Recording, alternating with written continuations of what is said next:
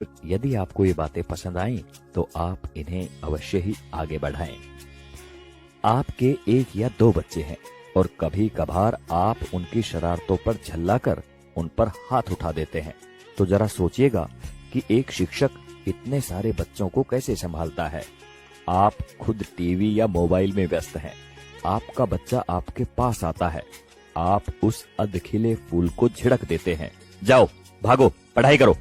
जरा मन को शांत करके विचारिएगा कि एक शिक्षक किस तरह अलग अलग बुद्धि वाले और अलग अलग अभिरुचि वाले बच्चों को 45 मिनट तक एक सूत्र में बांध के रखता है अपनी कक्षा में। आपका बच्चा दिन भर गेम खेलता है, घर पर पढ़ता नहीं है, इसकी भी शिकायत आप शिक्षक से करते हैं। क्या करें, हमारा मुन्ना तो हमारी बात ही नहीं सुनता, जरा डराइए इसे। अरे भाई, बच्चे को डराना है तो उसे किसी बाघ के सामने ले जाओ। आप गुरूर ब्रह्मा टाइप की बातें रटते हैं, पर कुछ पेरेंट्स भगवान तो छोड़िए, शिक्षक को इंसान तक नहीं मानते। वे ये मानने को तैयार ही नहीं कि एक शिक्षक का व्यक्तिगत जीवन भी होता है, उसकी भावनाएं होती हैं, उसकी सीमाएं होती हैं।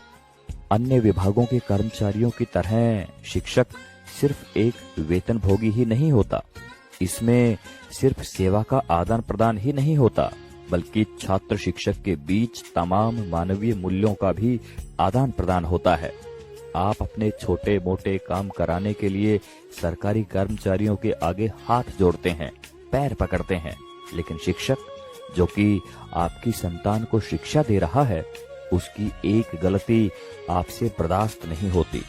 आपका बच्चा, वो बच्चा जिसके लिए आपने मंदिरों और अस्पतालों के जाने कितने चक्कर काटे होंगे, अगर एक ही चीज 3 या 4 बार पूछ ले तो आपके शरीर का तापमान बढ़ जाता है।